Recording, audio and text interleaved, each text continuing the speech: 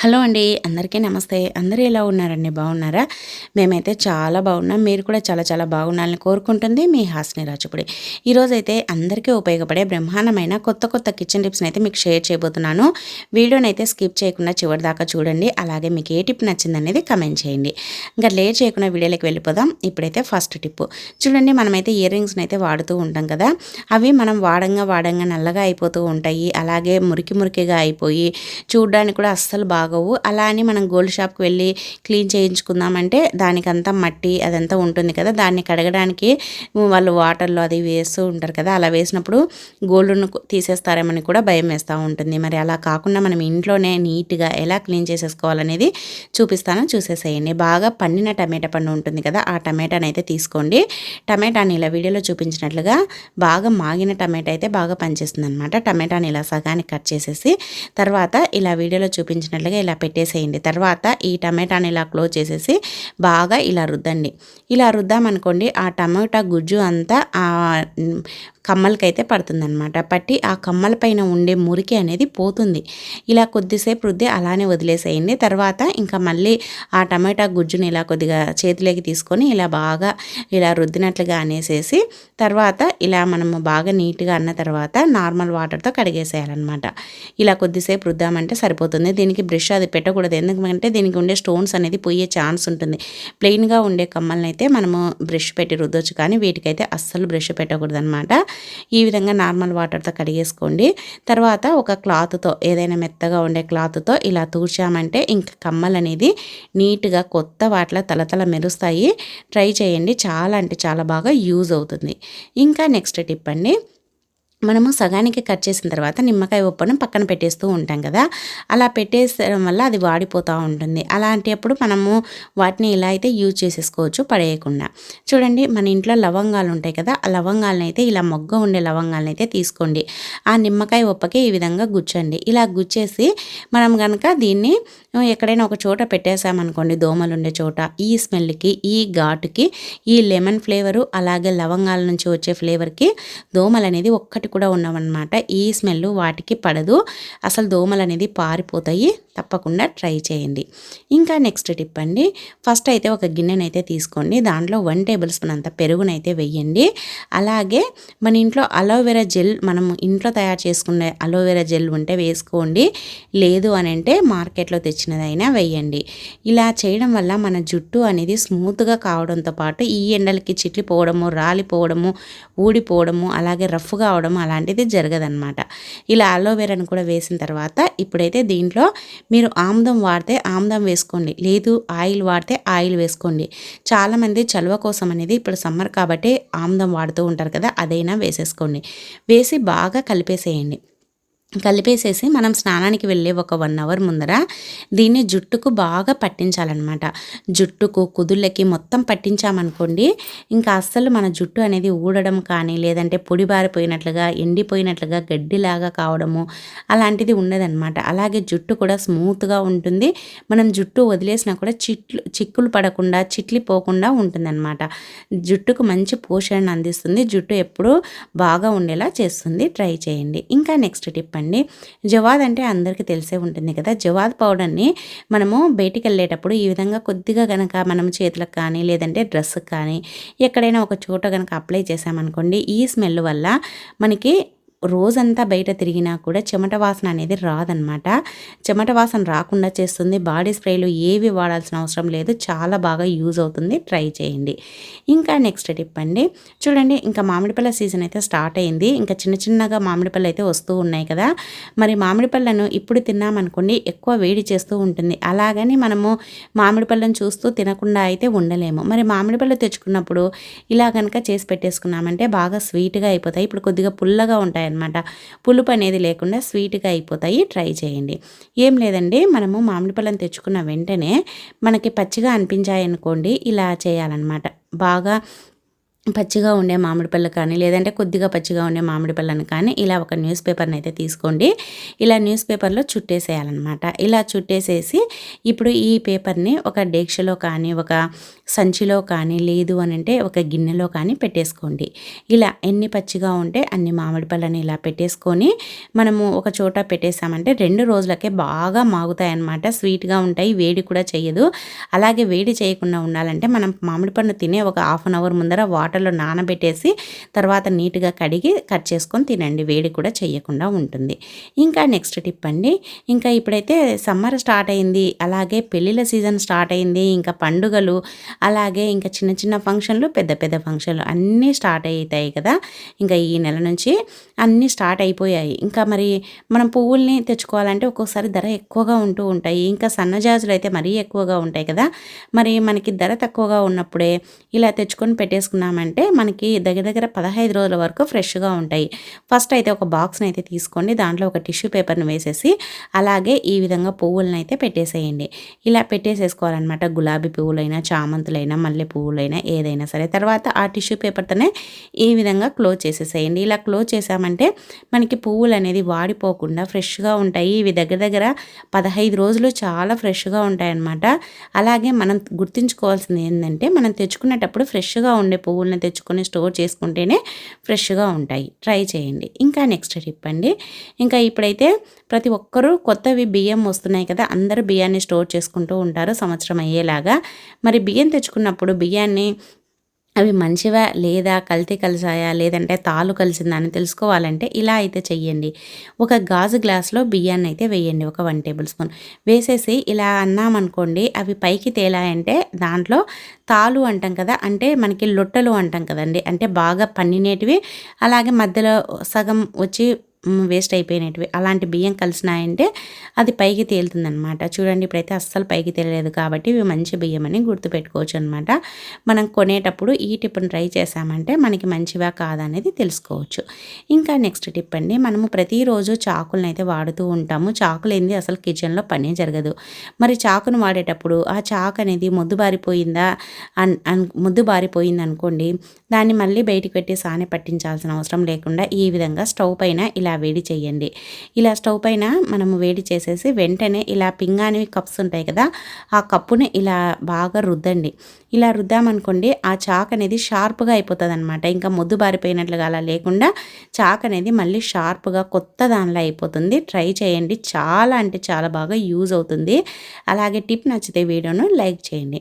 ఇంకా next tip అండి, first అయితే ఒక ప్యాన్ అయితే తీసుకోండి చిన్నది ఇలాంటిది. దాంట్లో 1 టేబుల్ స్పూన్ అంతా వామును వేయండి. 1 టేబుల్ స్పూన్ వామును వేసిన తర్వాత ఒక 3-4 వెల్లుల్లిపాయలను వేయండి. వేసేసి తర్వాత దీన్ని ఇలా స్టవ్ పైన పెట్టేసి కొద్దిసేపు హై ఫ్లేమ్ అంతే, కడాయి వేడెక్కేంత వరకు, తర్వాత సిమ్లో పెట్టి వేయించండి. సిమ్లో వేగేటప్పుడు మంచి స్మెల్ వస్తుందన్నమాట. ఆ అరోమా సూపర్గా ఉంటుంది. ఆ స్మెల్కి మనకి జలుబు అనేది ఆటోమేటిక్గానే తగ్గిపోతుంది. తర్వాత ఇలా బాగా ఈ విధంగా కలర్ వచ్చిన తర్వాత ఇంకా స్టవ్ ఆఫ్ చేసేసి ఇది వేడిగా ఉన్నప్పుడే ఒక కాటన్ క్లాత్లో కానీ ఒక కర్చీప్లో కానీ ఏ దాంట్లో అయినా సరే మీ ఇష్టం పోసేసుకోండి. ఇలా పోసి పెట్టేసుకోవాలన్నమాట. ఇలా చేసుకోవడం వల్ల మనకి స్మెల్ అనేది బాగా రిలీజ్ అవుతుంది ఉంటుంది. ఇలా పోసుకొని ఇప్పుడు దీనికి కావలిస్తే మీరు ఇలా మూట మాదిరైనా కట్టేసేయండి, లేదంటే ఒక రబ్బర్ బ్యాండ్ అయినా వేయండి.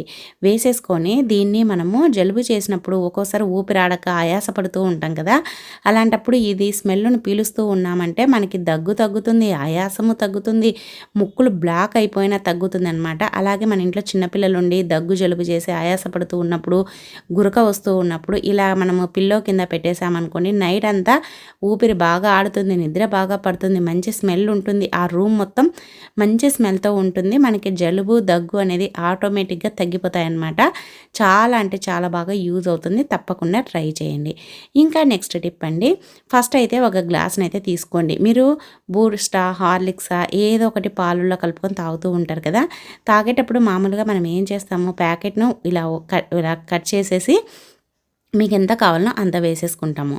మరి మనము అలా డైరెక్ట్‌గా వేసేసుకొని వెంటనే పాలు పోసేస్తాం. అలా పోయడం వల్ల ఏమవుతుందంటే పాలనేది ఉండలుండలు కడతాయన్నమాట. ఆ కాఫీ పొడి కానీ, లేదంటే హార్లిక్స్ పొడి కానీ, బూస్ట్ పొడి కానీ సరిగ్గా కలవదు. అందుకోసమని ఇలా అయితే చేయండి. ఫస్ట్ అయితే గ్లాస్‌లో మీకు ఏదైతే కావాలనో ఆ పొడిని వేసుకోండి. షుగర్ కావలిస్తే షుగర్ కూడా వేసేసుకొని ఫస్ట్ కొన్ని పాలను వేసేసి ఇలా బాగా కలిపేసేయండి. ఇలా బాగా కలిపిన తర్వాత ఇంకా మీకు ఎన్ని పాలు కావాలనో అన్ని పాలనైతే పోసుకోండి. ఇలా మీకు నచ్చినన్ని పాలను పోసుకొని ఇలా ఒక్కసారి తిరగొట్టారంటే ఇంకా అంతే, మనకి నీట్‌గా బాగా కలిసిపోతుందనమాట. అలాగే ఇలా కలవడం వల్ల పాలు కూడా బాగా టేస్టీగా ఉంటాయి. మనకి తాగిన ఫీలింగ్ కూడా వస్తుందనమాట. తప్పకుండా ట్రై చేయండి. ఇంకా నెక్స్ట్ టిప్ అండి. చూడండి, మనమైతే ప్రతిరోజు మిక్సీ జార్‌లనైతే వాడుతూ ఉంటాం కదా! మనం మిక్సీ పట్టినప్పుడు చట్నీవి కానీ, కూరలవి ఏదైనా మసాలాలు కానీ పట్టినప్పుడు ఇలా మిక్సీ జార్ మూతకైతే ఇలా బ్లేడ్ల కింద అదేనండి రబ్బర్ల కింద ఇలా మనకి అతుక్కొని పోతూ ఉంటుంది. మన ఇంట్లో మేడ్స్ ఉన్నారనుకోండి, ఆ రబ్బర్‌ని అయితే తీసి నీట్‌గా కడగరు కదా! మరి అలా క్లీన్ చేయడం వల్ల రోగాలనేది వస్తూ ఉంటాయి. మరి మనము రోజు కాకపోయినా కనీసం ఒక 2, 3 డేస్‌కి ఒక్కసారైనా ఇలా గనక చేశామంటే మనకి హైజెనిక్‌గా ఉంటుంది. అలాగే రోగాలు అనేది రాకుండా ఉంటాయన్నమాట. ఫస్ట్ అయితే ఒక మూతనైతే తీసుకోండి. దాంట్లో ఇలా కొద్దిగా విమ్ లిక్విడ్ని వేయండి. అలాగే కొద్దిగా వాటర్ని వేసేసి రెండింటిని బాగా కలిపేసేసి ఇలా రుద్దాలన్నమాట.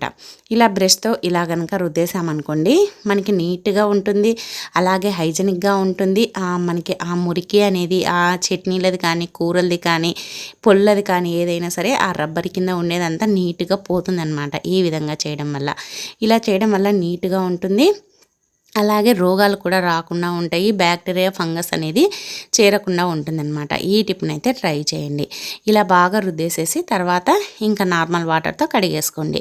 ఇలా చేయడం వల్ల మనకి బ్రష్తో రుద్దడం వల్ల మనకి నీట్గా పోతుంది. అలాగే మనకి ఈ మిక్సీ మూతలు కానీ, రబ్బర్స్ కానీ కొత్త వాటిలో వస్తాయన్నమాట. చూడండి ఎంత నీట్గా పోయిందో, చూస్తేనే అర్థమవుతుంది కదా కొత్త దానిలో ఎంత బాగా కనిపిస్తున్నాయో. తప్పకుండా ట్రై చేయండి. అలాగే టిప్ నచ్చితే వీడియోను లైక్ చేయండి. ఇంకా నెక్స్ట్ టిప్ అండి, మనమైతే కొత్త దువ్వెనలు తెచ్చుకున్నప్పుడు దాంతో దువ్వుకున్నాం అనుకోండి, ఒక్కొక్కసారి మన స్కాల్ఫ్కి అంతా గీసుకుపోయినట్లుగా మనకి రఫ్గా అయిపోయి మనకైతే అక్కడంతా నొప్పి తీస్తూ ఉంటుంది, చర్మం అనేది లేస్తూ ఉంటుంది. అందుకోసమని మనకు అలా రఫ్గా ఉన్నప్పుడు ఇలా అయితే చేయండి. స్టవ్ పైన పెన్నం పెట్టేసి పెన్నాన్ని అయితే వేడి చేయండి లైట్గా. లేదంటే మనం చపాతీనో రోటీ చేసుకున్నప్పుడు పెన్నం వేడిగా ఉంటుంది కదా, ఆ వేడికైనా ఎక్కువ వేడి లేకుండా గోరువెచ్చగా ఉంటుంది కదా, దానిపైన ఇలా దువ్వెన్ని ఇలా రుద్దినట్లుగా ఇలా అన్నట్లుగా అనాలన్నమాట. అలా చేయడం వల్ల మనకి ఆ రఫ్గా ఉండేదంతా మెల్ట్ అయిపోయి ఇలా మనకి షార్ప్గా లేకుండా కొద్దిగా మొద్దు బారిపోయినట్లుగా అవుతూ ఉంటుందన్నమాట. ఇలా అవ్వడం వల్ల మనకి ఆ స్కాల్ఫ్ పైన గీక్కొని పోవడం అలాంటిది జరగదు. అలాగే దువ్వెన కూడా ఎక్కువగా రఫ్గా లేకుండా నీట్గా ఉంటుంది. తప్పకుండా ట్రై చేయండి. అలాగే టిప్ నచ్చితే వీడియోను లైక్ చేయండి. ఇంకా నెక్స్ట్ టిప్ అండి, చూడండి, మనమైతే ఆయిల్ ప్యాకెట్లని వాడిన తర్వాత ఇంకా ఆయిల్ పోసుకున్న తర్వాత ఎందుకు పనికిరావని పడేస్తూ ఉంటాం కదా. కానీ పడేసే ముందర ఒక్కసారి ఈ విధంగా అయితే చెయ్యండి. మనం వేస్ట్గా పడేసుకోకుండా మళ్ళీ ఒకసారి అయితే రీయూజ్ చేసుకోవచ్చు అనమాట. ఆయిల్ మనం ఎంత ఉంచినా కూడా దాంట్లో ఎంతో కొంత ఆయిల్ అయితే మిగిలే ఉంటుంది. అదంతా వేస్ట్ కాకుండా ఉండాలంటే ఇలా అయితే చెయ్యండి. చూడండి, ఇప్పుడు ఆయిల్ కూడా వేస్ట్ కాకుండా ఉండాలంటే మనం చపాతీ పిండి కలిపిన తర్వాత పిండిని నార్మల్గా ఏదైనా మిగిలిపోయినప్పుడు ఒక డబ్బాలో పెట్టేసి ఫ్రిడ్జ్లో పెడతాం. అలా పెట్టడం వల్ల అది మళ్ళీ తీసిన తర్వాత నార్మల్ టెంపరేచర్కి వచ్చేంత వరకు చపాతీలు రుద్దడానికి అస్సలు కాదు. కానీ ఇలా కవర్లో పెట్టడం వల్ల ఈ ఆయిల్ ప్యాకెట్లో మనము తీసిన వెంటనే చపాతీలు రుద్దుకోవచ్చు. అలాగే ఆయిల్ కూడా వేస్ట్ కాకుండా ఆ పిండికి బాగా పట్టుకుంటుంది అనమాట, వేస్ట్ కాకుండా ఉంటుంది. అలాగే మనకి పిండి కూడా స్మూత్గా ఉంటుందన్నమాట. ఆయిల్ మళ్ళీ వేసి సపరేట్గా కలపాల్సిన అవసరం ఉండదు. ఇంకా నెక్స్ట్ టిప్ అండి, మనము అల్లాన్ని ఎక్కువగా తెచ్చుకున్నప్పుడు మనము ఇలా కనుక స్టోర్ చేసుకున్నామంటే మనకి ఎన్ని రోజులైనా ఎన్ని నెలలైనా కూడా ఫ్రెష్గా ఉంటుందన్నమాట. ఇలా స్టోర్ చేసామంటే 2 నుంచి 3 నెలల వరకు పాడైపోకుండా, కుళ్ళిపోకుండా, మొలకలు రాకుండా ఉంటుంది. ఫస్ట్ అయితే అల్లాన్ని తడి లేకుండా నీట్గా తూడ్చేసేయండి. తర్వాత ఇలా ఒక టిష్యూ పేపర్ని అయితే తీసుకోండి. టిష్యూ పేపర్లో ఈ అల్లాన్ని పెట్టేసి తర్వాత ఇలా చుట్టేసేయండి. ఇలా చుట్టేసిన తర్వాత ఇప్పుడు దీన్ని మనం ఒక కవర్లో పెట్టుకోవాలన్నమాట. ఇలా కవర్లో పెట్టుకొని ఫ్రిడ్జ్లో పెట్టుకున్నామంటే అల్లం నుంచి వచ్చే తడి అనేది ఆ టిష్యూ పేపర్ పీలుస్తుంది కాబట్టి మనకి అల్లం అనేది ఫ్రెష్గా ఉంటుంది. వీలైతే 10 డేస్కి ఒకసారి ఆ టిష్యూని మార్చి మళ్ళీ వేరే టిష్యూని అయితే పెట్టేసేయండి. ఈ విధంగా చేయడం వల్ల మనకి 2 నుంచి 3 నెలల వరకు అల్లం ఫ్రెష్గా ఉంటుంది. ఒక్కొక్కసారి ధర ఎక్కువగా ఉంటుంది కదా, మరి అలా ధర ఎక్కువగా ఉన్నప్పుడు, ధర తక్కువగా ఉన్నప్పుడు తెచ్చుకొని స్టోర్ చేసుకున్నామంటే ధర ఎక్కువగా ఉన్నప్పుడు మనం కొనాల్సిన అవసరం ఉండదు. ట్రై చేయండి. ఇంకా నెక్స్ట్ టిప్ అండి, మన ఇంట్లో పాతది ఇలాంటిది ఏదైనా ఫైబర్ కప్పులు ఉంటాయి కదండి, ఆ కప్పునైతే తీసుకోండి. అలాగే మనము మసాలాకు ఒలిసినప్పుడు ఇలా వెల్లుల్లిపాయది పొట్టు అయితే ఉంటుంది కదా, ఆ పొట్టుని వేస్ట్గా పడేయకుండా ఈ కాలంలో ఈ సీజన్లో బాగా దోమలతో ఇబ్బంది పడుతూ ఉంటాం కదా, ఇలా అయితే వాడుకోవచ్చు అనమాట. ఆ వెల్లుల్లిపాయ పొట్టుని ఇలా గ్లాస్లో వేసేసుకోండి. తర్వాత మనము ఒక అగ్గిపుల్ల తీసుకొని దీన్ని అయితే వెలిగించేసేయండి. ఇది కొద్దిగా వెలగడానికి కొద్ది టైం పడుతుంది, కానీ వెలిగిన తర్వాత బాగా అంటుకుంటుంది అనమాట. ఇప్పుడు ఇలా బాగా వెలిగించుకోవాలి. వెలిగించిన తర్వాత ఇప్పుడు ఇది బాగా కాలుతుంది కదా, ఇలా ఇది బాగా కాలి పొగ అనేది వస్తూ ఉంటుందన్నమాట. పొగ వచ్చేటప్పుడు దీంట్లో మనము చూడండి, ఇలా పొగ వచ్చేటప్పుడు ఇలా మనము పైనుంచి పైన పొట్టును వేస్తూ ఉన్నామంటే కొద్దిసేపటికి బాగా అంటుకుంటుంది. ఇది బాగా అంటుకున్న తర్వాత దీంట్లో కొద్దిగా పసుపును వేసేసి మనము ఇల్లంతా తిప్పామనుకోండి, ఈ స్మెల్కి ఈ ఘాటుకి అసలు దోమలు అనేది రావన్నమాట. వీలైతే కర్పూరం కూడా వేసుకోండి. కర్పూరం వేసామంటే ఇల్లు మొత్తం మంచి స్మెల్తో ఉంటుంది. అలాగే మనకి చాలా బాగా అనిపిస్తూ ఉంటుందన్నమాట ఆ స్మెల్కి, ఆ ఫ్లేవర్కి. అందుకోసమని కొద్దిగా పసుపు అలాగే కొద్దిగా కర్పూరం, ఒక 2-3 కర్పూరం బిళ్ళలను వేసేసి ఇల్లు మొత్తం ఈ స్మెల్ని పట్టించామంటే దోమలు ఉండవు, ఇల్లంతా మంచి స్మెల్ ఉంటుంది. అలాగే ఇల్లు మొత్తం మంచి సువాసనతో ఉంటుందన్నమాట. ఈ పొగ వల్ల దోమ అనేది ఒక్కటి కూడా ఉండదు. కావాలంటే ట్రై చేయండి, అసలు చాలా అంటే చాలా బాగా యూజ్ అవుతుంది. అలాగే ఈ స్మెల్ని మనం పీల్చుకున్నా కూడా జలుబు చేసినప్పుడు, దగ్గులు వేసినప్పుడు ఆ జలుబు దగ్గు అనేది పోతుందన్నమాట. ఒక్కొక్కసారి ముక్కుల నుంచి నీళ్ళు కారిపోతూ ఉంటాయి. అలాంటప్పుడు కూడా ఈ వెల్లుల్లిపాయ పొట్టుతో మనం పొగ పీల్చడం వల్ల స్మెల్ కూడా బాగుంది, మనకి దగ్గు జలుబు ముక్కుల నీళ్ళు కారడం కూడా తగ్గిపోతుంది. చిన్నపిల్లలు కూడా వెల్లుల్లిపాయతో పొగ వేస్తూ ఉంటారు కాబట్టి ఈ టిప్ అయితే చాలా బాగా పనిచేస్తుంది. వెల్లుల్లిపాయ పొట్టును పడేయకుండా ఈ విధంగా అయితే వాడుకోండి. ఇంకా నెక్స్ట్ టిప్ అండి, చూడండి, మనమైతే బ్రెడ్ ప్యాకెట్లను అయితే తెచ్చుకుంటాం కదా, ఇప్పుడైతే మనం బ్రెడ్ని తిన్న తర్వాత ఇంకా సగం అయిపోయిన తర్వాత దానికి రబ్బర్ బ్యాండో లేదంటే మనము కట్టేస్తూ ఉంటాము, దానికి ముడి వేస్తూ ఉంటాము. అలా కాకుండా ఇలా కనుక వేసామనుకోండి, మనకి సపరేట్గా రబ్బర్ బ్యాండ్ అది ఇది అవసరం ఉండదు. అలాగే మనకి దీనికి దారాన్ని అది ఇది వేయాల్సిన పని ఉండదన్నమాట. చూడండి, ఇలా చుట్టేసేసేయండి. ఫస్ట్ ఇలా చుట్టేసేసి ఆ ఎక్స్ట్రా ఉండే కవర్ని ఈ విధంగా ఫోల్డ్ చేయండి.